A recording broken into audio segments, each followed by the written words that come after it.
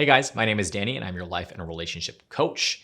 And I wanted to give you guys some advice in your relationship, right? So, what is some solid advice for you guys to be able to navigate, to be able to maintain and sustain a happy and fulfilling relationship?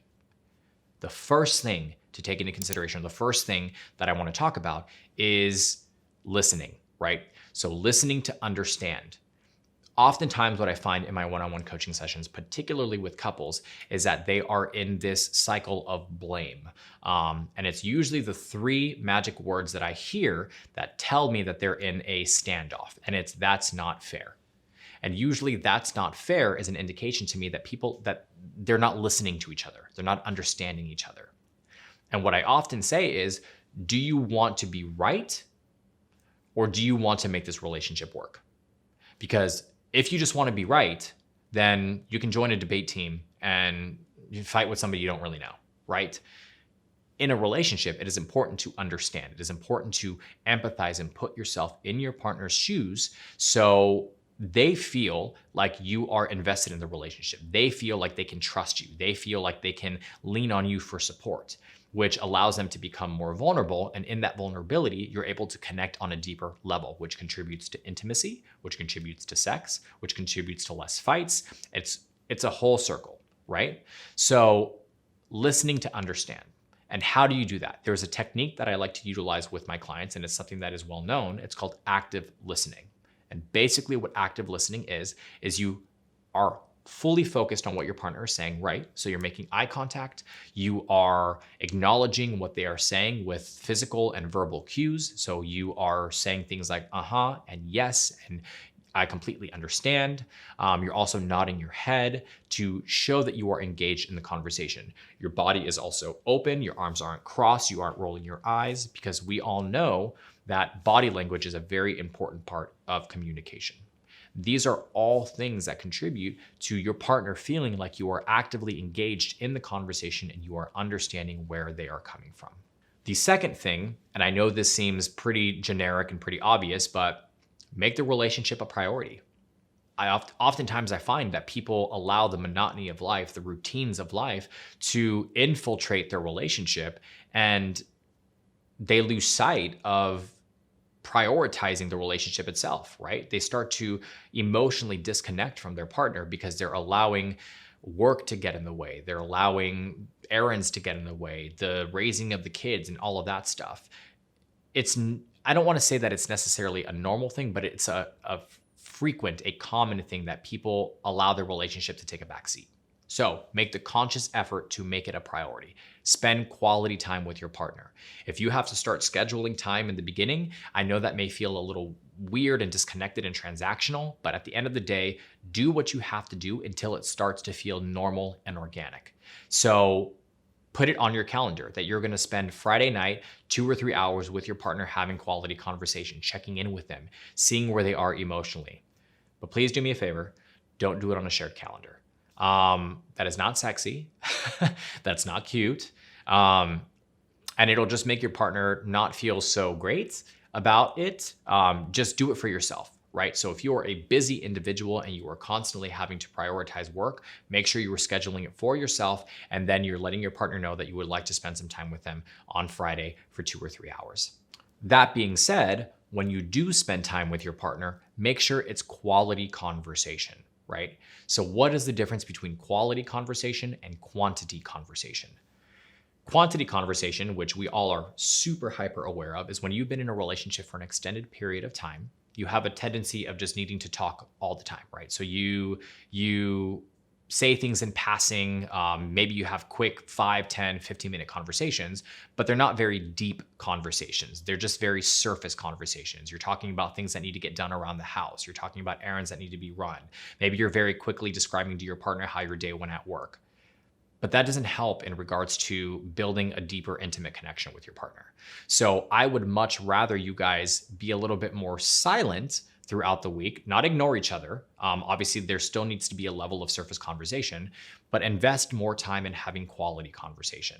So talk about your dreams, your goals, your aspirations, where you currently are in your life. Is there anything emotionally that you're going through? Are there any trips that you want to plan? Just things that connect you guys on a much deeper level. The fourth thing is spice things up in the bedroom, right? If your relationship has become a routine, that probably means that sex has also become a routine. It's something that you need to check off the list in order to feel like you are fulfilling your husband duties or your wife duties. But that's not fun. That's not sexy. That's not exciting. That doesn't make your partner feel desired or wanted. And one of the most important things about sex is that it differentiates between a platonic relationship and an actual romantic relationship. So be very careful, because this is a very thin line. Do things that you haven't done before. And if you have issues with being creative around sex, go on Amazon and purchase something called Sex Dice. It'll eliminate the pressure of you thinking that you need to come up with something crazy in order to kind of reignite that spark. And the only thing about the Sex Dice is that you just have to be open and willing to try. If you guys don't have any kids and you guys live together, try having sex in different bedrooms, right? Try the living room, try the kitchen, try the bathroom. Just change the environment, change the scene, because it will help to trigger that kind of adrenaline. And adrenaline is responsible for attraction. So we're trying to get you out of that routine if you are in one. The other thing is try new activities together. Step outside of your comfort zone. There's a quote, and I can't remember who specifically says it, but life begins at the end of your comfort zone. So do things together. If you haven't had the opportunity to, create a bucket list as individuals. So the both of you sit down, create your bucket list, what you want to do, come together, see what things you guys have in common, tackle those first, and then whatever each individual wants to do that the other person didn't write down, take turns. So 1 week, 1 month, you do your list. 1 week, 1 month, you do your partner's list. And that will get you to reconnect on a deeper level, because you're having a shared experience. And we all know, and we've learned that intimacy and connecting comes from experiencing shared events like that, building memories and being able to reminisce on those memories. The last and final thing, which seems incredibly simple, is compliment each other. So often I find that couples get into this pattern of pointing out each other's flaws instead of complimenting each other. So instead of saying, oh, honey, you look beautiful today, it's, oh, that dress doesn't look so great. That's just an example. I'm not saying that that's the case for every single person, but usually what I like to recommend for people in my one-on-one coaching sessions is, if you have fallen into a pattern of maybe being a little bit more negative and pointing out your partner's flaws, for every flaw you point out 2 amazing things about your partner, right? So for every negative, to combat it with 2 positives. And eventually what will happen is the negatives will fade away, and you will only focus on the positive things. You will only focus on complimenting your partner.